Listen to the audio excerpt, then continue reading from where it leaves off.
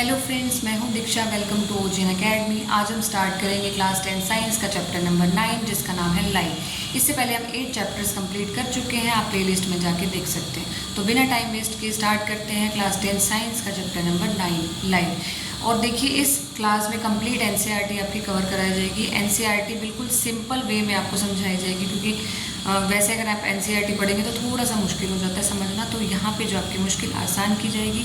तो करते हैं स्टार्ट चैप्टर नंबर 9। तो देखते हैं चैप्टर नंबर 9 जिसका नाम है लाइट, रिफ्लेक्शन एंड रिफ्रैक्शन। तो देखिए, सबसे पहले आप देखेंगे लाइट की डेफिनेशन क्या होती है। लाइट एनर्जी की ऐसी फॉर्म है जिसकी वजह से हम देख सकते हैं अपने आसपास की चीज़ों को। जैसे हमने साउंड का पढ़ा था ना, साउंड क्या होती है। साउंड एनर्जी की ऐसी फॉर्म है जिससे हम सुन सकते हैं। लाइट एनर्जी की ऐसी फॉर्म है जिसके द्वारा हम जो आसपास हमारी चीज़ें हैं हम उनको देख सकते हैं। अब देखिए, व्हाट मेक थिंग्स विजिबल।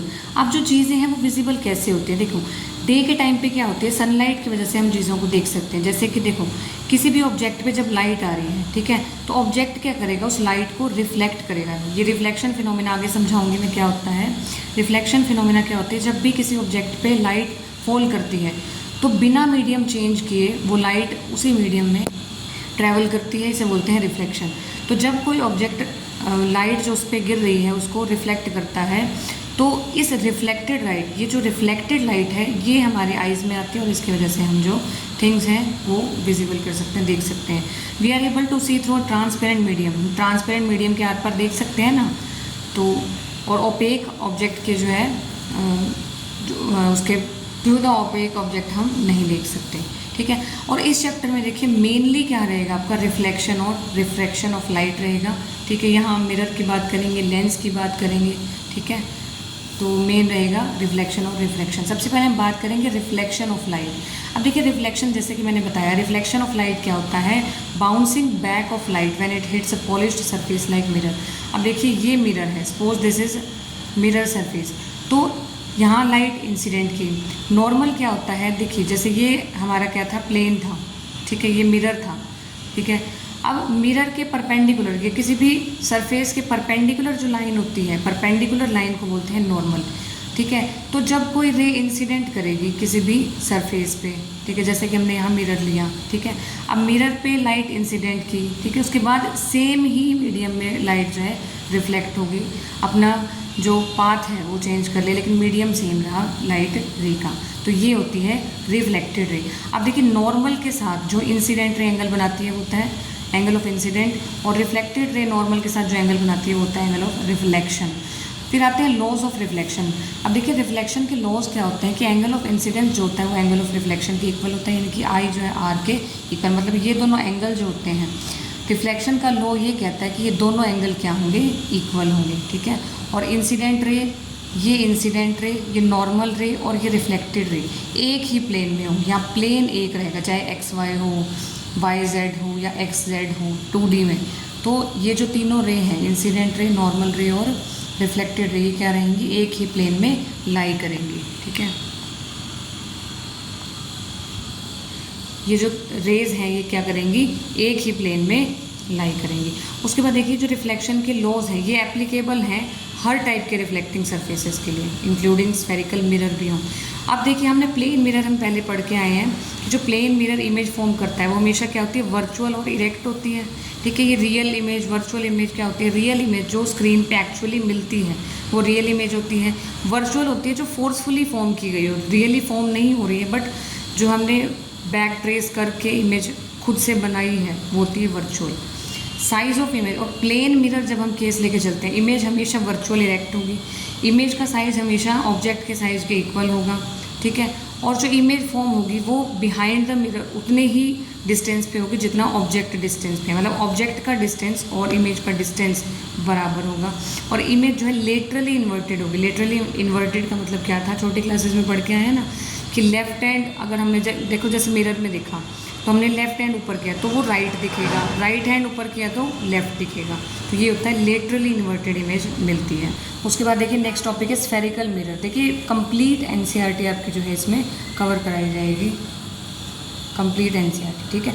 अब देखिए, स्फेरिकल मिरर क्या होता है। स्फेरिकल मिरर ऐसा मिरर होता है जिसका रिफ्लेक्टिंग सरफेस कर्व्ड होता है, ठीक है। इस तरीके से कर्व्ड होगा, या ऐसे होगा या ऐसे होगा, इस तरीके से कर्व्ड होता है, ठीक है। जो स्फेरिकल मिरर, स्फेरिकल क्यों बोला, क्योंकि देखिए ये इस तरीके से देखा जाए, अगर हम डॉट डॉट बनाएं तो एक स्फीयर बनाएगा, ठीक है। लेकिन ये जो बचा हुआ स्फीयर इसका पार्ट नहीं होगा, बट हम ये कह सकते हैं कि ये किसी स्फीयर का पार्ट है, इसलिए इसे बोल दिया जाता है स्फेरिकल मिरर, ठीक है। और स्फेरिकल मिरर का ये सेंटर होता है, और स्फेरिकल मिरर का जो मिड पॉइंट होता है उसे पोल बोलते हैं, ठीक है।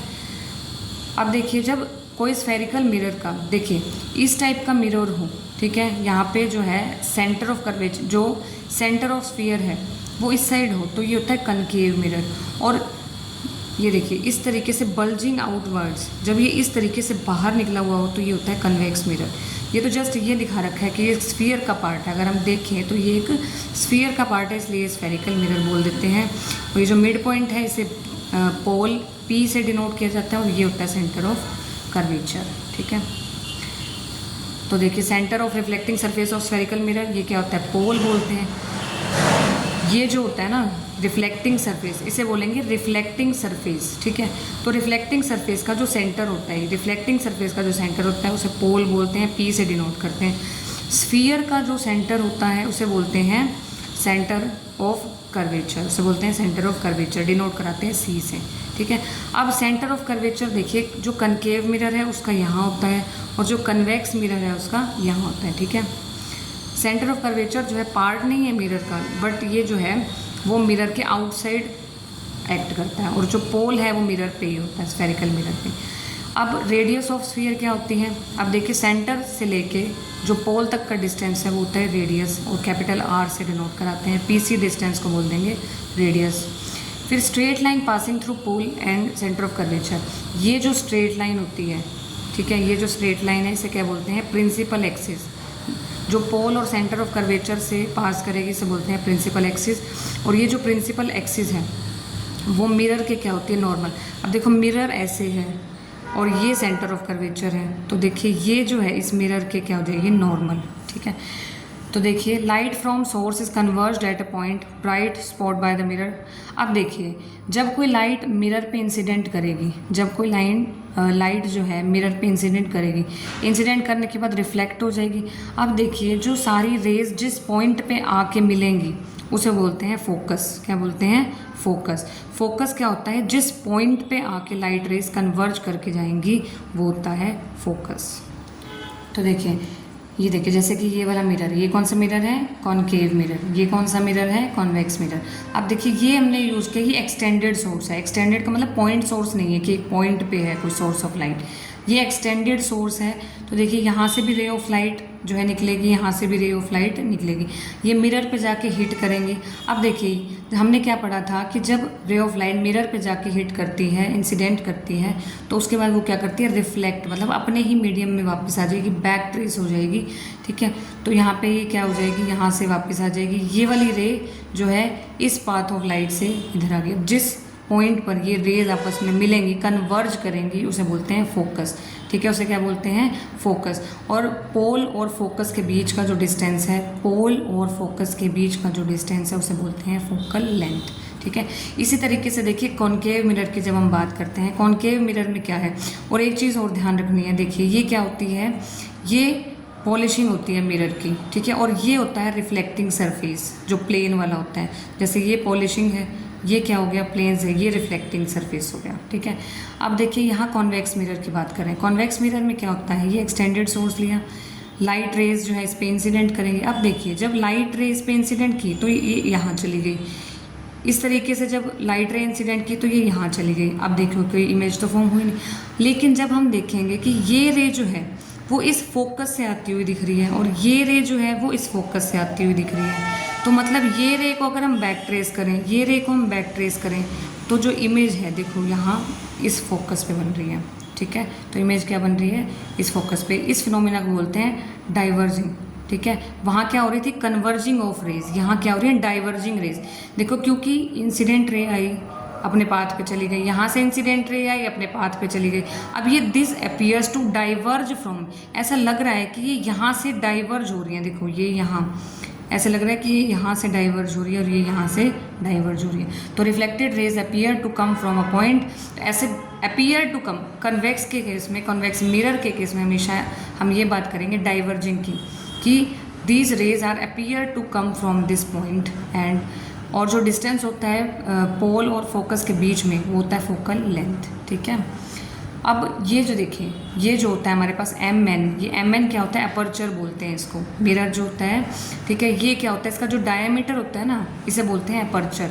जो मिरर का जो डायमीटर हम ले रहे हैं, जैसे एम एन है, इसको बोलते हैं aperture. Diameter of reflecting surface of spherical mirror is aperture. ठीक है, और for spherical mirrors of small apertures, और एक ये याद रखना है रिलेशन फोकल लेंथ और रेडियस ऑफ कर्वेचर के बीच में जो हमारे पास रिलेशन होता है वो होता है capital R is equal to 2F। जो हमारे पास रेडियस ऑफ कर्वेचर होती है, मतलब रेडियस पता है ना, बताई थी, रेडियस और फोकल लेंथ दोनों बताए थे क्या होते हैं। तो इनके बीच में जो रिलेशन होता है R is equal to 2F, या हो सकता है F is equal to R/2। ठीक है, अब देखिए कितना आपको ईजी लग रहा होगा। यही आप NCERT से कितने पैराग्राफ में समझा रखा है, तो बहुत ईजी वे में आपको समझाया जाएगा और मेन आपको पता भी लग जाएगा कि लिखना कैसे है पेपर में। ठीक है, नेक्स्ट है image formation by spherical mirrors. इसके लिए सबसे पहले हमें जानने होंगे रूल्स। इमेज फॉर्मेशन के लिए हमें सबसे पहले रूल्स पता होने चाहिए कॉनकेव मिरर, कॉन्वेक्स मिरर के। तो देखते हैं, तो देखिए पहला रूल क्या है। पहला रूल ये है, देखिए ये क्या है हमारे पास, कॉनकेव मिरर, ये क्या है, इसके रिफ्लेक्टिंग साइड है, और ये क्या है, ये ब्राइट सरफेस है। ठीक है, अब देखिए जब भी कोई रे पैरेलल आएगी, ये प्रिंसिपल एक्सिस, देखो सबसे पहले मैं बता देती हूँ, ये मिरर है, ये होता है मिरर का जो डायमीटर होता है, ये अपर्चर बोलते हैं। ठीक है, उसके बाद ये जो होती है ये प्रिंसिपल एक्सिस होती है। अब देखिए ये क्या है, एक स्फीयर का पार्ट है, उस स्फीयर का ये हो जाएगा सेंटर ऑफ कर्वेचर, और ये जो मिड पॉइंट होता है इस अपर्चर का, ये होता है पोल, ये क्या होता है, पोल। और देखिए जब इंसिडेंट रे इस तरीके से पैरेलल जाएगी, ठीक है, प्रिंसिपल एक्सिस के क्या है, पैरेलल, ये इंसिडेंट रे है, किसके पैरेलल है, प्रिंसिपल एक्सिस के। जब ये हिट करेगी, इंसिडेंट करेगी किसके, इस सरफेस के, कॉनकेव सरफेस के, कॉनकेव मिरर के, तो ये इस पाथ पे जाएगी। अब जहाँ पे लाइट कन्वर्ज होती है उस पॉइंट को हम क्या बोलते हैं, फोकस। तो एक पहला जो रूल है ये याद करना है, जब भी पैरेलल रे आएगी तो वो कहाँ से पास होगी, फोकस से, ये याद रखना है, ये रूल है। इस तरीके से जब कॉन्वेक्स मिरर की हम बात करेंगे, जब पैरेलल रे आएगी तो वो इस पाथ से गई, लेकिन ये कहाँ से आती हुई दिखेगी, फोकस से।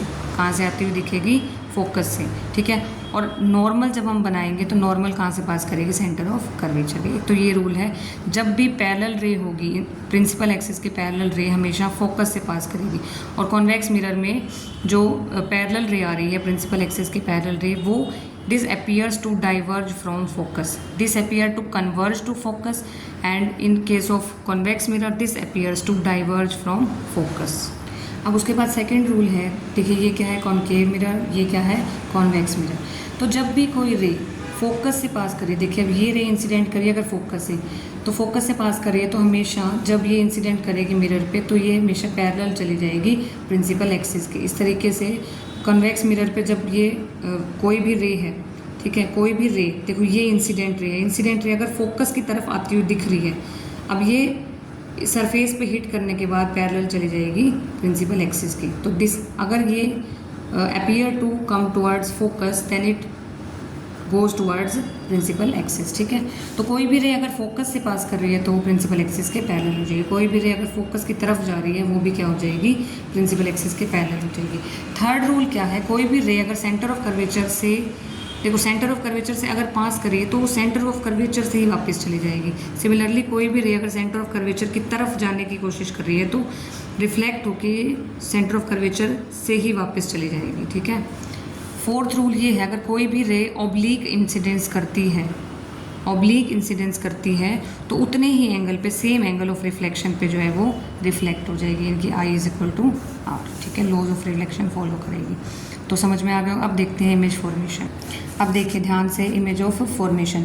सबसे पहले पहला केस क्या ले रहे हैं, जब भी कोई ऑब्जेक्ट जब भी इन्फिनिटी पे रखते हैं। ठीक है, ये देखिए ये क्या है, सबसे पहले हम ले रहे हैं कॉनकेव मिरर का केस। ये क्या है, कॉनकेव मिरर है। ठीक है, ये क्या है, इसकी रिफ्लेक्टिंग साइड है। जो हमारे पास सोर्स है वो कहाँ है, इन्फिनिटी पे। सोर्स कहाँ है, ये इन्फिनिटी। अब देखिए सोर्स से जब रे ऑफ लाइट इस पर इंसिडेंट करेगी तो रे ऑफ लाइट, देखो जब भी कोई पैरेलल रे ऑफ लाइट, इन्फिनिटी से हमेशा पैरेलल रेज आती हैं, ये आपको याद रखना है। और जब भी इन्फिनिटी से कोई रेज आएंगी, और अब देखो जब मैंने ये रूल बताया था, जब भी कोई रेज प्रिंसिपल एक्सिस के पैरेलल होंगे तो कहाँ जाती हैं, फोकस की तरफ। प्रिंसिपल एक्सिस के पैरेलल होती हैं तो कहाँ जाती हैं, फोकस की तरफ। तो इमेज कहाँ बन जाएगी, फोकस पे। तो इन्फिनिटी पे जब सोर्स होगा तो इमेज कहाँ बनेगी, फोकस पे। और हमेशा याद रखना, अगर हमें नॉर्मल बनानी है तो नॉर्मल कैसे बनती है, देखिए ये जो नॉर्मल होती है वो परपेंडिकुलर होती है सरफेस के और सेंटर ऑफ कर्वेचर से पास करेगी तो नॉर्मल हो जाएगी। और ये नॉर्मल के साथ इंसिडेंट रे जो एंगल बनाती है वो एंगल ऑफ इंसिडेंस होती है, और रिफ्लेक्टेड रे जो नॉर्मल के साथ एंगल बनाती है वो एंगल ऑफ रिफ्लेक्शन होता है। ठीक है, आई होप समझ में आ गया होगा। तो जब इन्फिनिटी पे सोर्स है तो इमेज कहाँ बनी, फोकस पे। और देखिए हाईली डिमिनिश्ड इमेज बन रही है, रियल और इन्वर्टेड इमेज बनेगी। ठीक है, अब सेकंड केस देखिए, जब ये सेंटर ऑफ कर्वेचर है तो ऑब्जेक्ट को बियॉन्ड सी रखेंगे, बियॉन्ड सी मतलब सी से दूर रखेंगे। अब देखिए ये ऑब्जेक्ट है, तो जब रे जो है प्रिंसिपल एक्सिस के पैरेलल होंगी तो ये फोकस से भी आएंगी, देखो ये फोकस से पास होती हुई जा रही है। ठीक है, इस तरीके से जो दूसरी रे है, अब जो रे सेंटर ऑफ कर्वेचर से गई वो सेंटर ऑफ कर्वेचर से ही वापस चली जाएगी। तो इमेज कहाँ बनी, देखो ये यहाँ से आ रही है रे, ये वाली रे यहाँ जा रही है, जो रिफ्लेक्टेड रे जहाँ मिलेंगी वहाँ बन जाएगी इमेज। इमेज कैसी है, देखो डिमिनिश्ड है, छोटी है इमेज, और रियल और इन्वर्टेड है। और कहाँ बन रही है, देखो ऑब्जेक्ट हमने रखा था बियॉन्ड सी, ठीक है, बियॉन्ड सी हमने रखा था, और इमेज कहाँ मिली, सी और एफ के बीच में। आई होप समझ में आ गया। तीसरा जो केस है, थर्ड केस कौन सा है, अब देखिए थर्ड केस है एड सी। अगर हम ऑब्जेक्ट को सी पे रखते हैं सेंटर ऑफ कर्वेचर पे, ठीक है, अब देखो यहाँ से जो रे है parallel to the principal axis वो फोकस से पास हो जाएगी। ठीक है, इस तरीके से ये रे जो फोकस से गई वो पैरेलल चली जाएगी, समझ में आ रहा है ना। देखो जो पैरेलल गई प्रिंसिपल एक्सिस के वो फोकस से पास होगी, जो रे फोकस से इंसिडेंट की वो पैरेलल चली गई प्रिंसिपल एक्सिस के। ठीक है, तो अब दोनों रे कहाँ मिल रही हैं जाके, ये वाली रे और ये वाली रे कहाँ मिल रही है, सेंटर ऑफ कर्वेचर पे। तो सेंटर ऑफ कर्वेचर पे ही ऑब्जेक्ट रखा था, सेंटर ऑफ कर्वेचर पे ही इमेज। देखो ये इमेज कैसी है, उल्टी है, रियल इमेज है और इन्वर्टेड इमेज है, रियल और इन्वर्टेड इमेज। उसके बाद देखिए फोर्थ केस, अब जो ऑब्जेक्ट है वो सी और एफ के बीच में है। ठीक है, सी और एफ के बीच में है, यहाँ पे ऑब्जेक्ट रखा। अब देखो जो रे ऐसे इंसिडेंट की प्रिंसिपल एक्सिस के पैरेलल, जो पैरेलल गई वो कहाँ से पास हो जाएगी, इस तरीके से फोकस पे पास हो जाएगी। ठीक है, और इस तरीके से जब इंसिडेंट करेगी, अब देखो सेंटर ऑफ कर्वेचर से आती हुई दिख रही है ना ये, तो सेंटर ऑफ कर्वेचर की तरफ ही वापस चली जाएगी। तो अब देखो ये वाली रे यहाँ आ रही है और ये जो फोकस वाली रे है वो यहाँ आ रही है, दोनों कहाँ मिलेंगी, यहाँ पे। तो इमेज कहाँ बन रही है, अब देखो रखी कहाँ थी, सी और ऑब्जेक्ट कहाँ रखा था हमने, सी और एफ के बीच में, और इमेज कहाँ मिल रही है, बियॉन्ड सी। इमेज कहाँ मिल रही है, बियॉन्ड सी। और आप खुद देखो जो इमेज बन रही है वो एनलार्ज्ड इमेज है, कितनी बड़ी इमेज बन रही है। नेक्स्ट है, अगर फोकस पे ही ऑब्जेक्ट रख दें, अब ऑब्जेक्ट कहाँ रखा, फोकस पे, फोकस पे ऑब्जेक्ट रखा, तो इस तरीके से जब प्रिंसिपल एक्सिस के पैरेलल रह गई वो फोकस से पास करेगी। ठीक है, और ऑब्लिक इंसिडेंस होगा, और देखो सेंटर ऑफ कर्वेचर की तरफ जाएगी तो वहीं वापस आ जाएगी, दोनों रेज कहीं नहीं मिल रही, कहाँ बनेगी, जब फोकस पे हमने ऑब्जेक्ट रखा तो इन्फिनिटी पे इमेज बनी। ठीक है, और जो नेक्स्ट है, अब देखिए अब हमने कहाँ रखा ऑब्जेक्ट को, अब हमने नेक्स्ट पार्ट में रखा ऑब्जेक्ट को फोकस के और पोल के बीच में, फोकस और पोल के बीच में रखा ऑब्जेक्ट को। ठीक है, अब देखिए अब एक रे जो है देखो ऑब्लिक इंसिडेंस करेगी। ठीक है, मतलब आई एंगल पे गई तो आर एंगल पे रिफ्लेक्ट होगी, लॉज ऑफ रिफ्लेक्शन फॉलो करेगा। और एक सेंटर ऑफ कर्वेचर की तरफ, अब देखो एक रे ऐसे गई तो ऐसे वापस आएगी क्योंकि सेंटर ऑफ कर्वेचर की तरफ आती हुई दिख रही थी। अब देखो एक रे यहाँ जा रही है, एक रे यहाँ जा रही है, इनके मिलने की तो कोई उम्मीद ही नहीं है, तो हम इनको करेंगे बैक ट्रेस। इसको भी बैक ट्रेस किया, इसको भी बैक ट्रेस किया, यहाँ पे ये appear to diverge from this, तो यहाँ पे देखो ये लगेगा क्या कि ये यहाँ से निकल रही थी, ये यहाँ से और ये यहाँ से। तो अगर हम बैक ट्रेस करेंगे तो हम देखेंगे यहाँ ए डैश और बी डैश ये इमेज बना रही है। तो इमेज कैसी है, वर्चुअल और इरेक्ट। देखो जैसा ऑब्जेक्ट था उसी डायरेक्शन में है इमेज, तो ये इरेक्ट इमेज होती है, सीधी इमेज। पहले उल्टी बन रही थी, ऑब्जेक्ट से उल्टी बन रही थी, ऑब्जेक्ट के सीधी बन रही है, तो ये हो जाएगी वर्चुअल और इरेक्ट इमेज। ठीक है, तो ये हो गया आपके रे diagrams of image formation by concave mirror. ये सभी डायग्राम आई होप आपको समझ में आ गए होंगे, और जब आपको वो डायग्राम समझ में आ गया अब आपको ये टेबल समझ में आएगी। सबसे पहले हमने ऑब्जेक्ट रखा था इन्फिनिटी पे, तो इमेज कहाँ बन रही थी, फोकस पे, और हाईली डिमिनिश्ड इमेज थी और रियल और इन्वर्टेड। और हमने देखा था सब में रियल और इन्वर्टेड थी। एक लास्ट केस में जब P और F के बीच में हमने ऑब्जेक्ट रखा था वहाँ वर्चुअल और इरेक्ट इमेज बन रही थी। बियॉन्ड C रखा तो बिटवीन F एंड C बनी थी, इमेज डिमिनिश्ड थी। C सेंटर ऑफ कर्वेचर पे रखा था तो सेंटर ऑफ कर्वेचर पे ही इमेज बन रही थी सेम साइज़ की। C और F के बीच में रखेंगे तो बियॉन्ड C इमेज बन रही थी, एनलार्ज्ड इमेज। फोकस पे रखेंगे तो इन्फिनिटी पे, ये याद रखना, इन्फिनिटी पे रखोगे तो फोकस पे इमेज बनेगी, फोकस पे रखेंगे तो इन्फिनिटी पे इमेज बनेगी, ठीक है। और ये कैसी थी, हाईली एनलार्ज्ड, रियल और इन्वर्टेड। P और F के बीच में जब ऑब्जेक्ट था तो बिहाइंड द मिरर बन रही थी, एनलार्ज्ड, वर्चुअल और इरेक्ट। फिर से एक बार इस पर नज़र मार लीजिए, जो टेबल हमने देखी वो एग्जैक्ट इससे मैच कर रही है। अब देखिए नोट्स में भी वही लिखा हुआ है, स्फेरिकल मिरर में इमेज फॉर्मेशन, एक्सटेंडेड ऑब्जेक्ट लेंगे, फाइनाइट साइज़ का होगा, और जो ईच पोर्शन होगा ऑब्जेक्ट का, जो हर एक पोर्शन है वो पॉइंट सोर्स का काम करेगा, लाइट रेज ओरिजिनेट करेगा। और अब कन्वीनियंस के लिए हम 2 रेज की बात करेंगे ताकि सिंप्लिसिटी हो डायग्राम्स की। और इंटरसेक्शन जो होगी वो क्या फॉर्म करेगा, इमेज, लाइट रेज का इंटरसेक्शन फॉर्म करेगा इमेज। रूल्स मैंने बता ही दिए आपको बहुत अच्छे से, और रूल्स वहाँ हमने देखे भी सही कि अगर पैरेलल जा रही है प्रिंसिपल एक्सिस की कोई रे तो वो फोकस से पास करेगी, ठीक है। और कोई रे अगर फोकस से जा रही है तो वो पैरेलल चली जाएगी प्रिंसिपल एक्सिस के। सेंटर ऑफ कर्वेचर से पास कर रही है तो वापस भी वो सेंटर ऑफ कर्वेचर से जाएगी। और ऑब्लीक इंसिडेंस कर रही है तो आई और आर जो है वो इक्वल होंगे। तो ये हैं रूल्स, समझ में आ गए होंगे। उसके बाद देखिए कॉनकेव मिरर्स के यूजेस क्या क्या हैं। देखिए कॉनकेव मिरर्स कहाँ यूज़ होते हैं, टॉर्च में। देखिए जहाँ हमें इमेज को बड़ा करके देखना होगा, ठीक है, वहाँ यूज़ होगा कॉनकेव मिरर, ठीक है। जैसे टॉर्च में, सर्च लाइट्स में, व्हीकल्स के जो हेडलाइट्स हैं वहाँ कॉनकेव मिरर यूज़ होता है। शेविंग मिरर में जहाँ इमेज को बड़ा करके देखना है, ठीक है, शेविंग मिरर्स में हो गया। और जो डॉक्टर्स यूज़ करते हैं, डेंटिस्ट यूज़ करते हैं ना, dentist use concave mirror to see large image of the teeth of patients. और large concave mirrors are use to concentrate sunlight to produce heat in solar furnace, ठीक है। ये तो हो गया हमारा कॉनकेव मिरर, आई होप समझ में आ गया होगा। बहुत इंपॉर्टेंट है इनकी यूजेस, टॉर्च में, सनलाइट में, सर्च लाइट में, और डेंटिस्ट यूज़ करते हैं उनके मिरर में, ठीक है।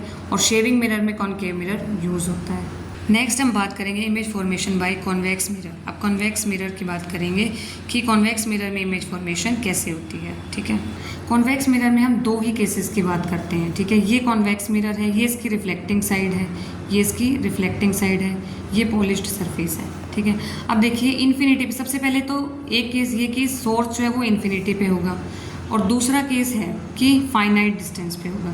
अब देखिए जब भी इन्फिनिटी पे सोर्स होगा तो हमने क्या कहा था, कॉन्वेक्स मिरर के केस में जब इन्फिनिटी से लाइट रे जो है इंसिडेंट करेगी, ठीक है, तो ये क्या हो जाएगी, डाइवर्ज हो जाएगी, और it appears to come from focus. अगर इन्फिनिटी से कोई रे आ रही है, ये रिफ्लेक्ट हो जाएगी, and it comes from, appears to come from this point is known as focus, ठीक है। आई होप समझ में आ गया होगा। ये जब रिफ्लेक्ट कर जाएगी तो हम बैक ट्रेस करेंगे तो ये दिखेगा कि ये फोकस से आती हुई दिख रही है, ठीक है। तो एक पॉइंट तो ये, मतलब जब इन्फिनिटी से रेज इंसिडेंट की तो इमेज कहाँ मिल रही है, फोकस पे। और जब फाइनाइट डिस्टेंस पे है, वो कहीं भी हो, चाहे कहीं भी हो, जब रे इंसिडेंट कर रही है फाइनाइट डिस्टेंस पे, तो जब पैरेलल जा रही है रे तो it appears to come from focus, ठीक है। और किसी सर्टेन एंगल पे जा रही है, देखो जैसे यहाँ जा रही है, तो अगर वो सेंटर ऑफ कर्वेचर की तरफ जा रही है, अगर वो सेंटर ऑफ कर्वेचर की तरफ जा रही है तो वो सेंटर ऑफ कर्वेचर की तरफ, अब देखिए सेंटर ऑफ कर्वेचर से ही रिफ्लेक्ट होती हुई दिखेगी। अगर वो सेंटर ऑफ कर्वेचर की तरफ जा रही है, देखो एरो कहाँ जा रहा है, इस तरफ, और ये सेंटर ऑफ कर्वेचर है, तो रिफ्लेक्ट होते हुए भी ऐसे लगेगी ये सेंटर ऑफ कर्वेचर से रिफ्लेक्ट हो रही है। देखो ये एरो इस तरफ है। अब देखिए तो इमेज कहाँ बनी, अब देखो ये रे यहाँ से आती हुई दिख रही है, appears to come from this point, और ये रे यहाँ से आती हुई दिख रही है, तो इमेज कहाँ बनी, यहाँ पे बनी, ठीक है। तो इमेज देखिए जब इन्फिनिटी पे रखे, ऑब्जेक्ट जब इन्फिनिटी पे रखा तो इमेज कहाँ बन रही, फोकस पे, और हाईली डिमिनिश्ड है, वर्चुअल है, क्योंकि रियल तो नहीं बन रही ना हमने धक्के से, क्योंकि it appears to come from this, तो ये वर्चुअल इमेज है, इरेक्ट इमेज है। वर्चुअल हमेशा इरेक्ट होती है, रियल हमेशा इन्वर्टेड होती है। और जब इन्फिनिटी और पोल के बीच में रखा ऑब्जेक्ट को तो इमेज कहाँ बनी, देखो पोल और सेंटर ऑफ कर्वेचर के, पोल और फोकस के, पोल और फोकस के बीच में इमेज बनी, और कैसी थी, डिमिनिश्ड थी, वर्चुअल और इरेक्ट थी। आई होप समझ में आ गया होगा कॉन्वेक्स मिरर। अब देखिए uses of convex mirror. Convex mirror का यूज़ होता है जहाँ हमें बड़े ऑब्जेक्ट की छोटी इमेज चाहिए होगी, ठीक है, जहाँ छोटी इमेज डिमिनिश्ड इमेज चाहिए होगी वहाँ कॉन्वेक्स मिरर का यूज़ करते हैं। जैसे these mirrors are fitted on sides of vehicles की साइड पे, तो वो क्या करते हैं, देखो जैसे बड़ा ऑब्जेक्ट होता है तो हमें इमेज तो छोटी करके देखनी होती है ना, और सीधी इमेज चाहिए होती है, इरेक्ट इमेज होती है, डिमिनिश्ड इमेज चाहिए होती है, और wider field of view cover करते हैं, इसलिए कॉन्वेक्स मिरर्स जो है वो ड्राइवर्स यूज़ करते हैं to view much larger area than would be possible. Next आती है sign convention for reflection by spherical mirror. अब हमें साइन कन्वेंशन भी देखनी ज़रूरी होती है। देखो पहले मैं डायग्राम से बताती हूँ फिर ऐसे बताऊँगी। अब देखो साइन ऑफ कन्वेंशन आपको यहाँ से समझ में आएगी। देखिए ये क्या है, कॉन्केव मिरर, ठीक है, ये क्या है, इसकी रिफ्लेक्टिंग साइड। तो देखिए अब साइन कन्वेंशन क्या होगी, ये होती है एक्स एक्सिस, ठीक है, इस तरफ लेते हैं हम पॉजिटिव एक्स एक्सिस और इस तरफ होती है नेगेटिव एक्स एक्सिस, ठीक है। तो अगर इंसिडेंट रे की डायरेक्शन ये है तो ये क्या हो जाएगी, पॉजिटिव एक्स एक्सिस की तरफ जा रही है, तो इसको हम लेंगे पॉजिटिव वैल्यू। और जो इस टाइप की डायरेक्शन होगी, ठीक है, नेगेटिव एक्स एक्सिस की तरफ, तो डिस्टेंस हमेशा नेगेटिव होगा। और हाइट अगर अपवर्ड है तो हाइट पॉजिटिव होगी, हाइट अगर डाउनवर्ड है तो हाइट नेगेटिव होगी, ठीक है। और डिस्टेंस अगर राइट साइड है तो पॉजिटिव होगा, राइट साइड जा रही है इंसिडेंट रे तो पॉजिटिव, लेफ्ट साइड जा रही है तो नेगेटिव, ठीक है। ये है साइन कन्वेंशन। अब देखिए ये यहाँ लिखी हुई है, लेफ्ट ऑफ द मिरर हमेशा नेगेटिव लेना है, right of the mirror positive लेना है, और पोल से डिस्टेंस मेज़र करनी है, और all the distance measure to right of the origin positive और लेफ्ट नेगेटिव हो जाएगा। हाइट जो अपवर्ड होगी पॉजिटिव होगी, डाउनवर्ड होगी नेगेटिव होगी। नेक्स्ट है mirror formula and magnification. Mirror formula और मैग्नीफिकेशन क्या होता है, देखो स्फेरिकल मिरर में सबसे पहले तो आपको पता होना चाहिए जो हमारे पास ऑब्जेक्ट का डिस्टेंस होता है उसको u से रिप्रेजेंट करते हैं, इमेज का जो डिस्टेंस होता है उसको v से रिप्रेजेंट करते हैं, और फोकल लेंथ को स्मॉल f से रिप्रेजेंट करते हैं। फिर आपको यह लर्न करना है मिरर फॉर्मूला। मिरर फॉर्मूला क्या होता है, 1/v + 1/u = 1/f के इक्वल होता है, और ये फॉर्मूला हर सिचुएशन में वैलिड है for all spherical mirrors for all position of objects, ठीक है। फिर आती है मैग्नीफिकेशन। अब देखो कोई इमेज छोटी बन रही है ऑब्जेक्ट के विद रिस्पेक्ट टू, कोई बड़ी बन रही है ऑब्जेक्ट के विद रिस्पेक्ट टू, तो जो हमारे पास ऐसी क्वांटिटी, फिजिकल क्वांटिटी जो हमें क्या बताती है, रिलेटिव एक्सटेंट बताती है to which image of object is, कितनी इमेज मैग्नीफाई हुई with respect to object size, वो होती है मैग्नीफिकेशन। मैग्नीफिकेशन क्या बताती है कि जो इमेज है वो कितनी मैग्नीफाई हुई ऑब्जेक्ट के विद रिस्पेक्ट टू, वो बताती है मैग्नीफिकेशन। मैग्नीफिकेशन को किससे रिप्रेजेंट करते हैं, height of image upon height of object, यानी कि h'/h, ठीक है। एक और फॉर्मूला होता है मैग्नीफिकेशन का मिरर के लिए -v/u। एक ये तो फिक्स है, चाहे मिरर हो चाहे लेंस हो, h'/h होगा, लेकिन m = -v/u ये होता है for spherical mirror only, mirror के लिए होता है ये। तो m क्या आ जाएगा, h'/h आ जाएगा और -v/u आ जाएगा, ठीक है। और एक चीज़ आपको याद रखनी है, हमने अभी देखा भी था कि जो हाइट ऑफ ऑब्जेक्ट है, ये देखिए हाइट ऑफ ऑब्जेक्ट हमेशा पॉजिटिव रहेगा क्योंकि ऑब्जेक्ट हमेशा हम ऐसे रखते हैं, लेकिन इमेज की हाइट, अब जो इमेज है इमेज की हाइट ऐसे भी हो सकती है, इन्वर्टेड भी हो सकती है, वर्चुअल और इरेक्ट भी हो सकती है, वो डिपेंड करता है पॉजिटिव हो गया नेगेटिव। तो यानी कि जो ऑब्जेक्ट है उसकी हाइट हमेशा पॉजिटिव रहेगी, इमेज की हाइट डिपेंड करेगी। तो यही यहाँ बता रखा है कि ऑब्जेक्ट की हाइट हमेशा पॉजिटिव रहेगी, ठीक है, और इमेज की हाइट वो डिपेंड करेगी, ठीक है। वर्चुअल इमेजेस के लिए पॉजिटिव होगी लेकिन रियल इमेजेस के लिए क्या होगी, नेगेटिव होगी, ठीक है। तो अगर मैग्नीफिकेशन आपके पास नेगेटिव आ जाती है तो इमेज हमेशा रियल होगी, मैग्नीफिकेशन अगर आपके पास पॉजिटिव आ जाती है तो इमेज हमेशा वर्चुअल होगी, ठीक है। और मैग्नीफिकेशन अगर ग्रेटर देन 1 हो तो इमेज क्या होगी, बड़े साइज़ की होगी, मैग्नीफिकेशन अगर लेस देन 1 हो तो इमेज क्या होगी, छोटे साइज़ की होगी।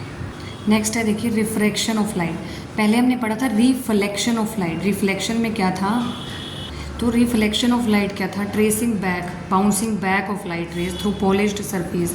लेकिन रिफ्रैक्शन ऑफ लाइट क्या होता है, देखो phenomena of bending of ray of light when it enters from, जब कोई भी लाइट रे इंसिडेंट करेगी एक मीडियम से दूसरी मीडियम में, ठीक है, तो बेंड हो जाएगी कोई भी लाइट। तो bending of light ray when it enters from one medium to another medium, this phenomena is known as refraction of light, ठीक है। तो bending of light ray during refraction, और ये होती क्यों है, क्योंकि स्पीड चेंज हो जाती है हर मीडियम में।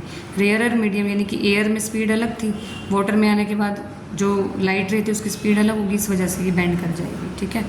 तो एक तो क्या होती है, स्पीड जो है इसके लिए रिस्पॉन्सिबल होती है, और एक रिफ्रैक्टिव इंडेक्स हम आगे पढ़ेंगे वो रिस्पॉन्सिबल होता है, ठीक है। अब लाइट रे जब ट्रैवल कर रही है रेयरर मीडियम से डेंसर मीडियम, रेयरर मीडियम होता है एयर जो हल्का होता है, डेंसर मीडियम जो डेंस थोड़ा भारी होता है, ठीक है। तो डेंसर मीडियम में अब दो रूल्स आपको याद रखने हैं। जब रेयरर से डेंसर यानी कि एयर से किसी डेंसर मीडियम में आएगी, जैसे कि वाटर, ग्लास, तो ये नॉर्मल की तरफ बेंड हो जाएगी, टूवर्ड्स द नॉर्मल बेंड हो जाएगी रिफ्रैक्टेड रे। जब डेंसर से रेयरर में जाएगी तो अवे फ्रॉम द नॉर्मल, तो जो इंसिडेंट है वो away from the normal bend हो जाएगी, ठीक है। नेक्स्ट है laws of refraction of light. पहले हमने पढ़े थे laws of reflection of light, ये है laws of refraction of light. इसमें भी वही है, इंसिडेंट रे, रिफ्रैक्टेड रे नॉर्मल सेम प्लेन में रहेंगी, और जो रेशो है, ratio of sine of the angle of incidence to the ratio of sine of angle of refraction is constant. तो ये sine I by sine R क्या होगा, कांस्टेंट होगा। इस कांस्टेंट वैल्यू को बोलते हैं रिफ्रैक्टिव इंडेक्स। नेक्स्ट टॉपिक है आपका refraction through rectangular glass slab. देखिए बहुत इजी लैंग्वेज में आपको इस नोट्स में बताया गया है। एनसीईआरटी में आपको पढ़ने में टाइम लगेगा, लेकिन अगर एक बार आप ये वीडियो देख लेंगे आपको ये भी समझ में आ जाएगा आपको पेपर में कैसे लिखना है, और बहुत ईजी लैंग्वेज में आपको समझाने की कोशिश की है। अब देखिए refraction through rectangular glass slab, तो रेक्टेंगुलर यहाँ पे ग्लास स्लैब है, इसमें कैसा रिफ्रैक्शन होता है। देखो उसमें सिर्फ ध्यान से समझोगे, बहुत डिफिकल्ट नहीं है, बच्चों को बहुत डिफिकल्ट लगता है, बिल्कुल डिफिकल्ट नहीं है। सबसे पहले देखो इंसिडेंट रे आएगी, ठीक है। ये हमारे पास सबसे पहले तो ये हमारे पास है रेक्टेंगुलर ग्लास स्लैब, क्योंकि ये रेक्टेंगुलर की शेप में, रेक्टेंगल की शेप में, इसलिए रेक्टेंगुलर ग्लास स्लैब। अब देखिए जो रे है वो इंसिडेंट की इस सरफेस पे, ठीक है, और ये क्या है हमारे पास नॉर्मल। नॉर्मल क्या होती है, परपेंडिकुलर टू द सरफेस। अब जब रे इंसिडेंट करेगी, अब एयर से डेंसर मीडियम की तरफ जा रही है, अब रेयरर से यानी कि एयर से ग्लास की तरफ जा रही है, तो मैंने क्या बताया था, जब रेयरर से डेंसर मीडियम की तरफ कोई रे ऑफ लाइट जाएगी तो बेंड्स टूवर्ड्स द नॉर्मल, तो ये नॉर्मल की तरफ आने की कोशिश करेगी, मतलब ऐसे जाती जाती ये यहाँ बेंड हो जाएगी नॉर्मल की तरफ। अब देखिए ये यहाँ रिफ्लेक्ट होगी, ये बन जाएगा एंगल ऑफ रिफ्रैक्शन, ये यहाँ रिफ्रैक्ट होगी, सॉरी ये क्या हो जाएगी, रिफ्रैक्ट हो जाएगी। रिफ्रैक्शन हो रहा है ना, मीडियम चेंज हो रहा है, अगर मीडियम चेंज ना होकर वहाँ चली जाती तो रिफ्लेक्शन होता, मीडियम चेंज हो गया तो रिफ्रैक्शन। अब देखिए अब ये रे जो है ऐसे ट्रैवल करेगी। अब देखिए इस सरफेस के लिए तो ये इंसिडेंट है ना, ये तो इस सरफेस के लिए ये रिफ्रैक्टेड रे थी, बट इस सरफेस पे तो ये यहाँ आके गिर रही है, तो ये क्या हो जाएगी, इस सरफेस के लिए इंसिडेंट रे, ये नॉर्मल है। अब देखिए जब ये यहाँ इंसिडेंट करके आएगी इस सरफेस पे, अब देखो डेंसर, ये डेंसर मीडियम था और ये क्या है, रेयरर मीडियम यानी कि एयर, तो ये जब इंसिडेंट करेगी डेंसर से रेयरर की तरफ जाएगी, तो मैंने बताया था it bends away from the normal, मतलब ऐसे जाती जाती दूर चली जाएगी नॉर्मल से। जब रेयरर से डेंसर जाती है तो जो लाइट रे है वो बेंड होती है टूवर्ड्स द नॉर्मल। जब डेंसर से रेयरर की तरफ आती है तो light ray it bends towards away from the normal. Air से ग्लास में आई तो टूवर्ड्स द नॉर्मल, ग्लास से एयर में जाएगी तो अवे फ्रॉम द नॉर्मल। अब बस ये बताना है कि जहाँ पे रिफ्रैक्शन हुआ वो 2 पॉइंट्स पे हुआ, कहाँ, ओ पे और ओ डैश पे, ठीक है, कहाँ पे हुआ, ओ पे और ओ डैश पे। और जो लाइट रे है ओ पे जो एंटर करेगी रेयरर से डेंसर मीडियम में तो बेंड हो जाएगी टूवर्ड्स द नॉर्मल, और जब ओ डैश पे आएगी तो अवे फ्रॉम द नॉर्मल। और इस रे को बोलते हैं इमरजेंट रे, ठीक है, ये थी इंसिडेंट रे। अब देखो ये इंसिडेंट रे को अगर हम ट्रेस करेंगे तो ये ऐसे जाएगी, तो देखो ये है हमारे पास रिफ्रैक्टेड रे, और ये यहाँ इसको बोलते हैं इमरजेंट रे, क्योंकि 2 बार रिफ्रैक्शन हुआ तो इसको बोल देते हैं इमरजेंट रे, ठीक है। तो ये बताया हुआ है इसमें। और एक्सटेंट होता है कितना बेंडिंग होगी, ठीक है, the extent of bending of ray of light at opposite surfaces parallel faces A B और सी डी पे कितना रिफ्रैक्शन होगा, ठीक है, वो इक्वल और अपोजिट होगा। जितना यहाँ पे रिफ्रैक्शन हुआ उतना ही अपोजिट रिफ्रैक्शन यहाँ, ठीक है। फिर आता है नेक्स्ट रिफ्रैक्टिव इंडेक्स। अब रिफ्रैक्टिव इंडेक्स क्या होता है, देखो लाइट प्रोपागेट करती है अलग अलग स्पीड से अलग अलग मीडियम में, जैसे एयर में अलग स्पीड से आई, ग्लास में अलग स्पीड से, वाटर में अलग स्पीड से। जैसे कि वैक्यूम में सबसे फास्टेस्ट ट्रैवल करती है 3 × 10⁸, एयर में थोड़ी सी मार्जिनल लेस होगी, सेम ही होता है अप्रॉक्सीमेट, और ग्लास और वाटर में स्पीड और कम हो जाएगी। तो जब स्पीड ऑफ लाइट को क्या करते हैं, रिलेट करते हैं, जैसे मीडियम 1 की और मीडियम 2 की जो स्पीड ऑफ लाइट को रिलेट किया या उनका रेशो लिया, तो ratio of speed of light होता है रिफ्रैक्टिव इंडेक्स। तो वैल्यू ऑफ रिफ्रैक्टिव इंडेक्स क्या होता है, for given pair of media depends upon speed of light in 2 medium, दोनों मीडियम की जो स्पीड ऑफ लाइट का रेशो जो होता है वो होता है रिफ्रैक्टिव इंडेक्स। तो रिफ्रैक्टिव इंडेक्स क्या होता है, speed of light in medium 1 upon speed of light in medium 2। Speed को बोल देते हैं v, मीडियम 1 है तो v1, मीडियम 2 है तो v2। अगर ये तो मीडियम 1 से मीडियम 2 की तरफ गई लाइट रे, अगर मीडियम 2 से मीडियम 1 की तरफ जाएगी तो उल्टा हो जाएगा इसका, तो मीडियम 2 ऊपर आ जाएगा, मीडियम 1 नीचे, v2/v1। ठीक है, तो जहाँ से ट्रैवल करेगी वो ऊपर आएगा उसकी स्पीड, जहाँ को जाएगी, जहाँ को लाइट रे जाएगी उसकी स्पीड नीचे। ठीक है, तो जब 1 से 2 गई तो v1/v2, 2 से 1 गई तो v2/v1। एक आता है एब्सोल्यूट रिफ्रैक्टिव इंडेक्स, एनसीईआरटी में बताया हुआ है एब्सोल्यूट रिफ्रैक्टिव इंडेक्स। अगर जो हमने जैसे मीडियम 1 की ली थी ना, मीडियम 1 को अगर हम ले लें वैक्यूम, तो हमारे पास जो रिफ्रैक्टिव इंडेक्स आएगा वो एब्सोल्यूट रिफ्रैक्टिव इंडेक्स आएगा। जैसे ऊपर ले लें अगर हम speed of light in air, नीचे हो जाए speed of light in medium, ऊपर ले लें स्पीड ऑफ लाइट किसकी, एयर की। ठीक है, और नीचे ले लें मीडियम की। तो जब c/v लेते हैं ना, तो जो रिफ्रैक्टिव इंडेक्स आता है वो होता है एब्सोल्यूट रिफ्रैक्टिव इंडेक्स। मतलब एब्सोल्यूट रिफ्रैक्टिव इंडेक्स में बेसिकली जो मीडियम 1 है वो वैक्यूम या एयर ले रहे हैं, दूसरा जो है speed of light in medium ले रहे हैं। अब बस ये रिफ्रैक्टिव इंडेक्स बता रखा है, एयर का कितना होता है 1.0003, वाटर का होता है 1.33, कैरोसिन का होता है 1.44। अब देखिए एनसीईआरटी में छोटे से पैराग्राफ में ये बता रखा है कि आप ऑप्टिकली डेंसर मीडियम का ये मत समझिए कि कोई चीज़ मास जिसका ज़्यादा है वो ऑप्टिकली डेंसर होगी। ऑप्टिकली का मतलब होता है जिसमें, ऑप्टिकल का मतलब होता है लाइट। ठीक है, तो कैरोसिन है जैसे, अगर इसका रिफ्रैक्टिव इंडेक्स ज़्यादा है वाटर से, ठीक है, लेकिन इसकी मास डेंसिटी तो कम है, फिर भी इसकी ऑप्टिकल डेंसिटी ज़्यादा है। ऑप्टिकली डेंसर का मतलब होता है लाइट की अमाउंट की बात कर रहे हैं, ना कि मास डेंसिटी की। ठीक है, नेक्स्ट टॉपिक है देखिए रिफ्रैक्शन बाय स्फेरिकल लेंसेज। सबसे पहले लेंस क्या होता है, अब लेंस में पढ़ेंगे, पहले हमने मिरर पढ़ा ना।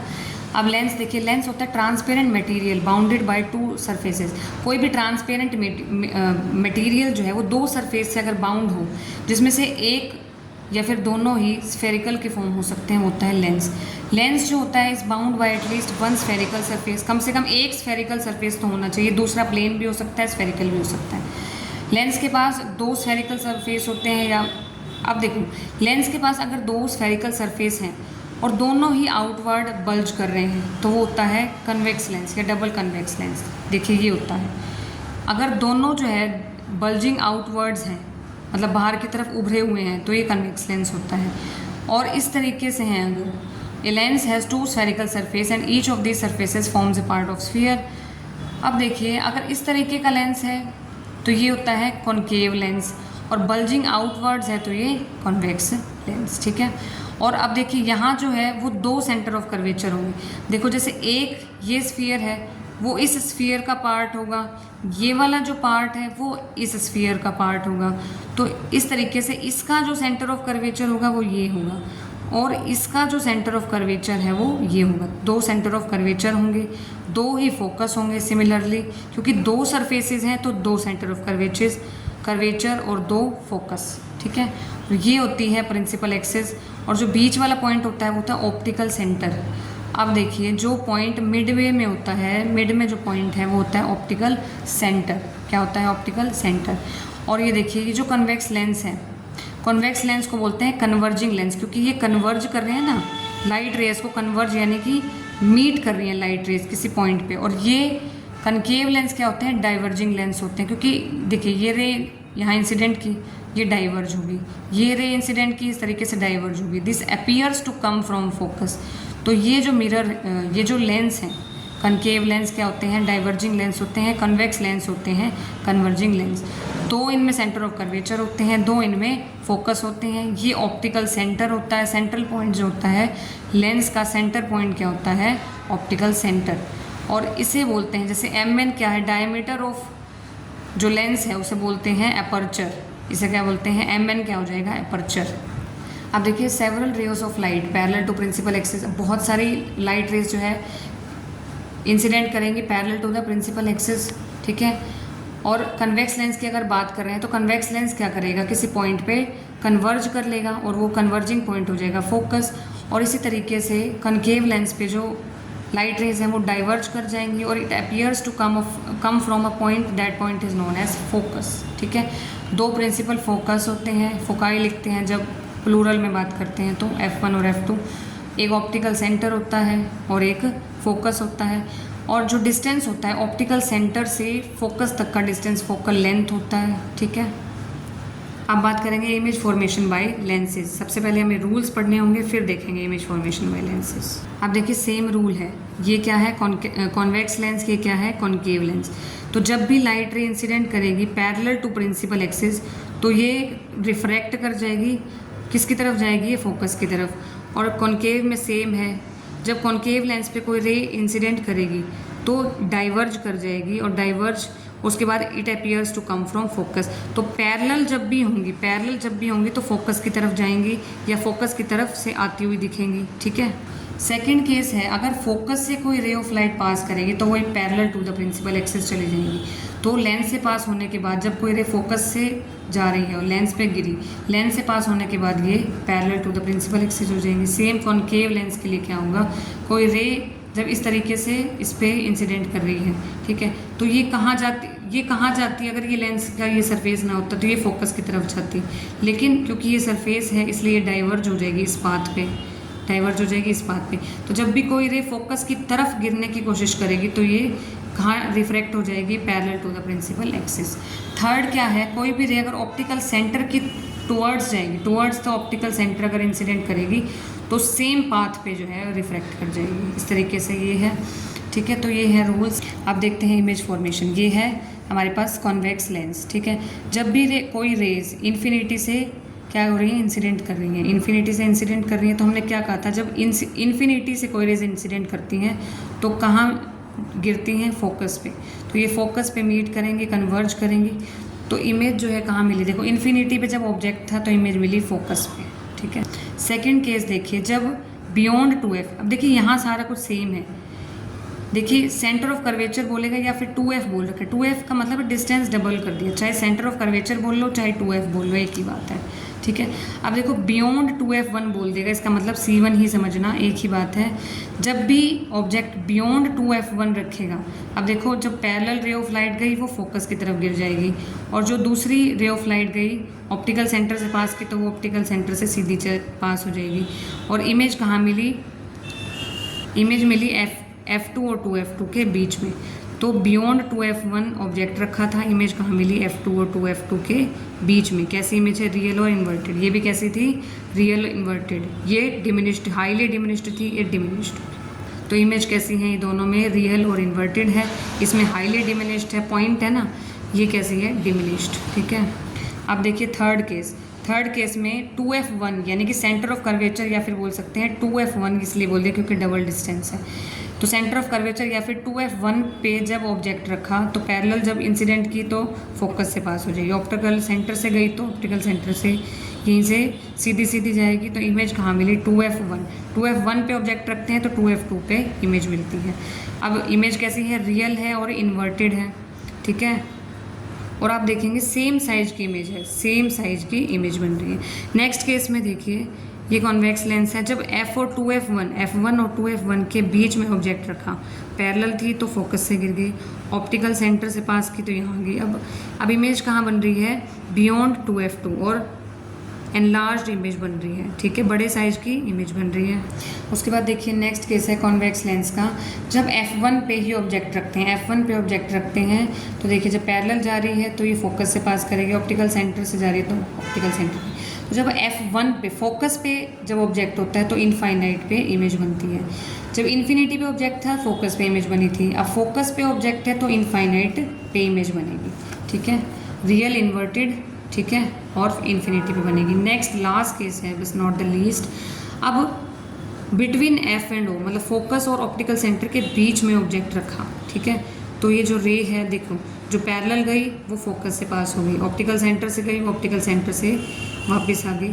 अब देखिए ये रे जो है ये कहीं फॉर्म नहीं हो रही, लेकिन ये रे को अगर हम बैक ट्रेस करें तो ये कहाँ से आती हुई दिखेगी, तो ये इमेज यहाँ पे मीट होती हुई दिखेगी, मतलब ये लाइट रेज यहाँ पे मिलेंगी। इसके केस में आप कहेंगे अब यहाँ पे भी तो नहीं मिल रही थी, इसको बैक ट्रेस किया तो ये कहीं मिल ही नहीं रही थी, लेकिन जब हमने इनके बीच में फोकस और ऑप्टिकल सेंटर के बीच में ऑब्जेक्ट रखा, अब इन इमेज को बैक ट्रेस किया तो ये मिल रही थी किसी सर्टेन डिस्टेंस पे, तो ये A' B' क्या हो जाएगी, इमेज। लेकिन अब देखो ये सेम डायरेक्शन में है, जिस डायरेक्शन में ऑब्जेक्ट उसी डायरेक्शन में इमेज। तो ये कैसे हो जाएगी, एक तो वर्चुअल इमेज फॉर्म हुई, हमने धक्के से इमेज फॉर्म की ना, तो ये वर्चुअल और इरेक्ट इमेज फॉर्म हो गई। ठीक है, अब देखिए ये वाली टेबल अब आपको समझ में आएगी। एनसीईआरटी में पहले ये टेबल बना रखी है, फिर रे डायग्राम, ऐसे समझ में नहीं आता। इन्फिनिटी पे जब ऑब्जेक्ट रखा तो इमेज की पोजीशन थी फोकस पे, हाईली डिमिनिश्ड थी, रियल और इन्वर्टेड है, सिर्फ एक केस में वर्चुअल इरेक्ट थी लास्ट में। बियॉन्ड 2f1 रखेंगे तो बिटवीन f1 2f2 मिल रही थी, डिमिनिश्ड थी। 2f1 पे रखेंगे 2f2 पे मिल रही थी। f और 2f के बीच में रखी तो बियॉन्ड 2f2 मिल रही थी, एनलार्ज थी। फोकस पे रखेंगे तो इन्फिनिटी पे मिलेगी और हाईली एनलार्ज मिलेगी। बिटवीन फोकस और ऑप्टिकल सेंटर पे रखेंगे तो सेम साइड पे मिलेगी। ठीक है, वर्चुअल और इरेक्ट। अब देखेंगे कॉनकेव लेंस का केस। यहाँ पे दो ही केसेस लेते हैं, एक तो इनफाइनाइट और एक सर्टेन डिस्टेंस पे। तो जब इनफाइनाइट रेज, इन्फिनिटी से जब कोई रेज इस पर इंसिडेंट करेंगी तो देखिए पैरेलल गई तो ये डाइवर्ज कर जाएगी, it appears to come from focus. Similarly it appears to come from focus, image बन रही है फोकस पे।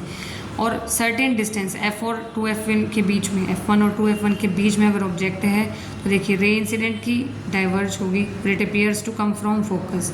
ऑप्टिकल सेंटर पे गिरेगी तो यहीं से पास कर जाएगी, it appears to come from this point. तो ये यहाँ से और ये यहाँ से इमेज बन रही है यहाँ, तो ये होगी इमेज। तो इमेज बहुत छोटे साइज़ की बन रही है।